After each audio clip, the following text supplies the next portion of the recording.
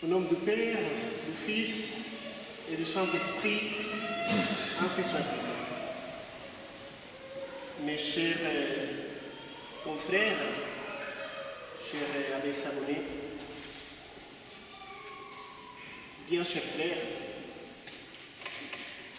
la liturgie de ce dimanche dit de la Passion, imprégnée par le souvenir du sacrifice du Golgotha, nous introduit dans cette troisième étape de la préparation pascale. Pendant le temps de la Septuagesime, et de manière plus marquée durant celui du Carême, l'Église nous exhorta à la conversion de nos cœurs et au renouvellement de la vie spirituelle. Durant le temps de la Passion, l'Église, prenant ses voiles, nous plonge dans la considération des souffrances du Christ. Souffrances, saint Paul nous le rappelle dans son épître, qui ont valu le rachat de nos âmes. C'est pourquoi l'Église ouvre ce temps liturgique avec ces belles paroles. Hodie si vocem Domini audientis, nolite obdurare corda vesta. Aujourd'hui, si vous entendez la voix du Seigneur, ne fermez pas, n'endurcissez pas vos cœurs. C'est l'invitatoire de l'office des matines. En effet, l'homme moderne que nous sommes d'ailleurs est encombré d'une foule de besoins qui, de plus en plus, les rendent étrangers à la simplicité et à la grandeur de la vie. Besoins qui ne sont pas tous nécessaires et ne répondent pas, dans la majorité des cas, aux exigences de l'esprit. Plutôt, ils sont un obstacle pour aller vers certaines réalités essentielles qui nous conviennent en tant que personnes et fils de Dieu. Ces obstacles, mes chers frères, seront toujours présents si on ne sait pas vivre dans un véritable esprit de pauvreté. La richesse, le confort, en définitive, l'attachement aux choses de ce monde auxquelles nous accédons de nos jours avec autant de facilité, nous opprimons un bouton où nous partons dans l'inconnu. Toutes ces choses ne nous permettent pas de regarder dans notre intérieur, risquant d'ignorer à jamais notre propre trésor. Autrement dit, nous sommes installés dans la satiété et nous n'avons pas de désir. Or, rien de grand ne se fait pas sans le désir. Et le désir n'habite pas en ceux qui sont satisfaits. Nous nous arrêtons là de même au bord de la vie spirituelle. D'où la nécessité pour l'âme chrétienne qui cherche véritablement la perfection, la sainteté, l'identification avec le Christ, de se dépouiller des besoins superflus, de prendre connaissance de sa faiblesse, de prendre conscience de ce vide secret qui est au fond d'elle-même, parfois de manière inconsciente. Si on ose y jeter un regard à l'intérieur de nos âmes, nous ne serons jamais plus satisfaits. Tous ces besoins factices tomberont comme un vêtement. Nous serons libres et dégagés parce que nous serons retrouvés la vraie richesse, la grâce de Dieu dans nos cœurs. Alors, nous serons prêts pour les tâches les plus hautes. À l'écriture de ces lignes, il m'est venu à l'esprit un très beau passage du quotidien apostolique des sœurs Carmen, religieuses missionnaires depuis 50 ans au cœur de la forêt amazonienne. Une personne inconnue, mais une âme d'élite. Un matin, apparaît dans sa chère mission un groupe de FARC armés jusqu'aux dents, avec l'intention de recruter par la force des enfants pour l'armée, leur armée. Notre brave sœur fait face à la situation et essaie d'en parler au commandant pour éviter l'enlèvement des enfants. Celui-là, le commandant, ne dévient pas de ses propos, évite la sœur et procède avec cette sœur au recrutement forcé. Des enfants entre 7 et 14 ans, un nombre environnant la vingtaine. Sœur Carmen, une fois de plus, essaie de protéger ses enfants et s'offre un échange. Le commandant, afin d'affermir son autorité devant la communauté indigène, prend la sœur avec eux et la enchaîne aux enfants. Mais la providence de Dieu est grande envers ceux qu'il aime et qui sont prêts, comme on disait tout à l'heure, aux tâches les plus hautes.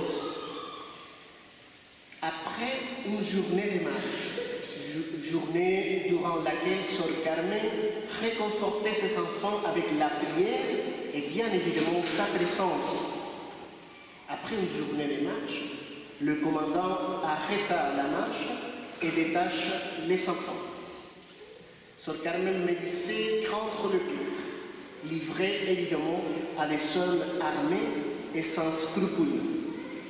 Mais voilà que le commandant lui adressa la parole et lui dit « Ma sœur, prenez vos enfants et retournez chez vous. Vous êtes libre.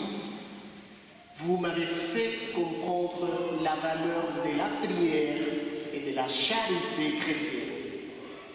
Mes chers frères, nous tous, nous sommes aussi appelés, selon notre état de vie, à l'accomplissement des tâches les plus hautes. Je ne veux pas finir cette petite homélie sans remercier l'abbé Sauvonnet et mes confrères de la Fraternité Saint-Pierre, ainsi que cette belle communauté florissante qui pour nous, pour l'Église et pour la société d'aujourd'hui, c'est un signe d'espérance. Je vous remercie du fond du cœur de votre soutien spirituel et aussi de votre générosité, grâce à laquelle, depuis l'année 2005, la Fraternité développe son apostolat missionnaire dans un très beau pays, aussi méconnu, qui est la Colombie. Depuis l'année 2005, nous avons ouvert une maison de discernement pour des vocations latino-américaines. Cette maison est actuellement destinée au Mexique, à Guadalajara, où la Fraternité a ouvert depuis l'année 2009 un autre apostolat, actuellement étendu à la ville de Mexico, dans lequel des jeunes latino-américains commencent leur formation pour développer l'action missionnaire de l'Église, parce que c'est la nature même de l'Église, mais aussi l'action missionnaire de la Fraternité dans les continents américains et en particulier dans la partie sud de l'Amérique. De même, dans notre cher apostolat colombien, dont vous connaissez bien, et nous venons d'inaugurer notre centre d'études. Nous avons passé des installations tout petites, 250 mètres carrés environ. Nous avons passé à 1700 mètres carrés. Nos enfants, maintenant, ils peuvent se brosser les dents de droite à gauche. Avant, on ne pouvait pas, tellement était droit. Donc, c'est grâce à la providence divine, à vos prières, vos sacrifices et à votre générosité que nous avons ouvert les portes de notre mission cette année avec 164 enfants dont nous avons leurs soins au niveau éducatif. De même, nous avons aussi la grâce de recevoir l'abbé Elvis Ruiz Silva, actuellement diacre de la Fraternité Saint-Pierre, première vocation issue de notre apostolat, qui sera ordonnée le 27 juin prochain à Vigrasbad, et s'il plaît Dieu et le supérieur les croit convenable, il retournera dans l'apostolat qu'il a vu naître en définitive les prochains mois de juillet. Je le confie aussi à vos prières. Et en dernière, nos portes sont toujours ouvertes pour les familles qui veulent nous rendre visite. Plusieurs ont passé déjà auparavant et ont eu la possibilité pour nous, un grand plaisir, de passer nous voir et partager nos joies quotidiennes dans cette belle mission. Et de même pour les jeunes, la jeunesse, nos portes sont ouvertes. Ces jeunes garçons, ces jeunes filles, sérieux, conscients de cette opportunité, de se plonger dans une culture, dans un autre univers, pour grandir et mourir, sont toujours invités à passer avec nous 6 mois, 1 an, auprès de nos enfants, de nos jeunes, dans notre mission. Sont tous invités. Malheureusement, on a cette vision de la Colombie comme un pays dangereux qui est fausse. C'est un pays noble, c'est un pays où le sacerdoce est reconnu, où les fidèles, comme d'ailleurs ici, reconnaissent la grandeur de la maîtrise et profitent avec une âme vraiment chrétienne de la source des sacrements pour acquérir en définitive le ciel. C'est un pays en difficulté, oui, comme aussi nos pays, chacun a ses difficultés, mais ça ne doit pas tacher son visage. Donc n'ayez pas peur de venir et de connaître le travail que notre fraternité développe depuis l'année 2005. Pour l'année prochaine, parce que notre année commence le mois janvier et finisse en décembre, c'est pas comme en Europe, qu'on commence l'année en septembre, octobre, pour le finir le mois juin. Pour l'année 2016, on se projette déjà, la fraternité a le projet d'ouvrir un pensionnat pour des jeunes filles. Imaginez-vous que la question éducative qui est à la base du développement d'un pays est fort difficile pour nos jeunes. Nous avons des enfants qui habitent très loin dans des circonstances difficiles pour accéder aux études, pour continuer leurs études. En particulier, les jeunes filles arrêtent sa formation académique à la fin de la primaire, de son primaire. Après, ils doivent parfois, dans la campagne, marcher 2-3 heures pour arriver et pour pouvoir étudier. Quotidiennement, 2-3 heures l'année pour aller à l'école, 2-3 heures au retour. Donc c'est compliqué, c'est difficile. Elles s'arrêtent et elles sont livrées à toutes sortes de... Elles sont livrées là. Donc la fraternité voit ce besoin et prévoit l'ouverture d'un pensionnat pour ces jeunes filles. Et je finis avec cette belle anecdote qui illustre un peu ces désirs de continuer, de se former jusqu'au bout de nos enfants. Le petit Georges, l'année dernière, il finissait sa primaire. Malheureusement, pendant l'année, nous avons dû arrêter la construction du centre d'études par des questions financières.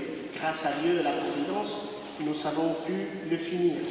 Donc il s'est voyé un peu l'année dernière qu'il finissait sa primaire et difficilement il pourrait continuer ses études parce que le bâtiment qu'il accueille actuellement n'était pas fini. C'était une inquiétude pendant toute l'année. Il arrivait tous les matins à l'école, il allait voir le chantier pour voir si ça avançait. Et ça n'avançait pas. Et nous avons l'habitude de prier les 3 Jérusalem Marie dont Bosco enseignait à ses enfants avec nos enfants. Donc on prie les 3 Jérusalem Marie quotidiens à 2 intentions. La première pour le salut de l'âme et la deuxième pour l'agrandissement et l'accomplissement, la finition de nos œuvres missionnaires dans ces cas-là. Et l'année dernière, ça a été la construction de ce beau bâtiment. Donc le petit Georges allait tous les jours et malheureusement, il était inquiet. Ça n'avançait pas. Les 3 jours du Salut Marie, la très sainte Vierge Marie, je crois il pensait être occupé dans les autres affaires. Il ne voyait pas avancer le chantier.